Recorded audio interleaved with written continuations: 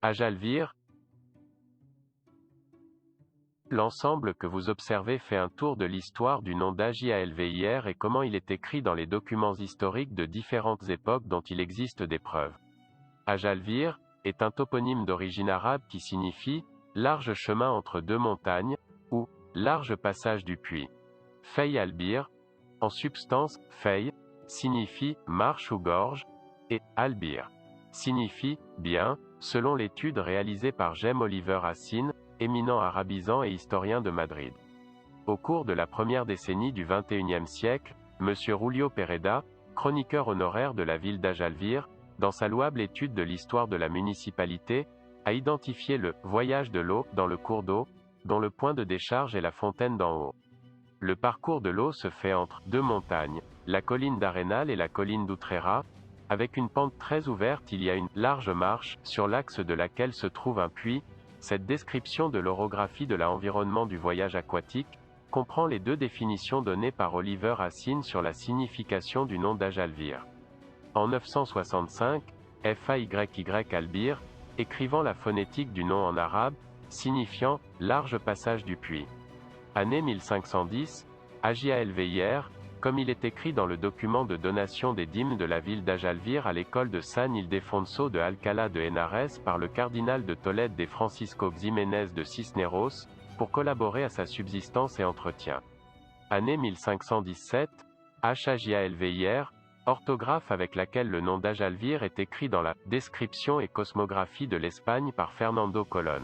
Jal Ajalvir Fasta Almazanero Aïenle. Van Port d'Aganzo Medial. Fasta Guadalajara. Année 1586, Axalur, comme il est écrit dans la lettre de vente, privilège et faveur à la ville d'Ajalvir. En vertu du bref accordé par le pape Grégoire XIII au roi Philippe II en 1575, la ville d'Ajalvir fut démembrée de l'archevêché de Tolède et devint la propriété de la couronne royale. Au XVIe siècle, en raison des nombreux combats et entreprises que menait l'Espagne, il était nécessaire d'avoir des revenus pour les coffres royaux et, par conséquent, il fut décidé de vendre la villa de Ajalvir à un homme d'affaires génois nommé de Balthazar Cattaneo. Dans le processus de vente, la couronne accorde le droit de préemption afin que les résidents des villas faisant l'objet de la vente puissent contribuer le prix au trésor royal et ainsi obtenir perpétuellement son incorporation à la couronne royale espagnole, sans autre vassalité possible. Dans le futur, perpétuellement pour toujours et à jamais. Les habitants d'Ajalvir ont exercé leur droit de premier refus et, le 31 décembre 1579, le montant de 2 995 477 maravedis a été remis au Trésor royal de Madrid, raison pour laquelle le roi Felipe II a accordé une « lettre de vente, privilège et miséricorde » aux villas de Ajalvir, en l'an 1586, laissant la ville attachée à la couronne royale depuis lors jusqu'à aujourd'hui. Année 1752, Axalbir, inscrite au cadastre de Lens. Dans la ville d'Axalbir de la province de Tolède, du parti de la ville d'Alcalá de Henares, le 10 mai 1752 ans.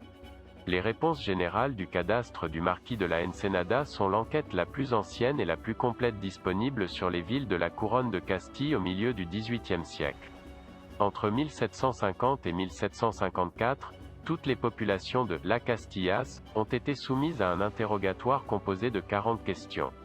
Dans les descriptions, nous parlons également des membres les plus éminents d'Ajalvir qui vivaient à cette époque, citant Don Francisco Gabriel Olivares, un écolier du Colegio Mayor, San Ildefonso, d'Alcalá, maître chanoine de la cathédrale de Badajoz, et aujourd'hui doyen de l'église cathédrale de Durango en Nouvelle-Espagne, y Don Tiburcio de Vargas y Martinez, auditor de guerra en la plaza de Orani, a el presente auditor general del ejército de S. Monsieur dans le domaine de SN. Roche. Année 2021, Ajalvir. Orthographe actuelle du nom officiel de la ville d'Ajalvir au XXIe siècle, et l'année où l'élaboration de l'ensemble de pierres a commencé. Cet ensemble de blocs a été réalisé avec du calcaire de Campaspero, Valladolid. Les textes ont été gravés par le sculpteur de Roberto Castro González, voisin et fils de cette ville en 2022.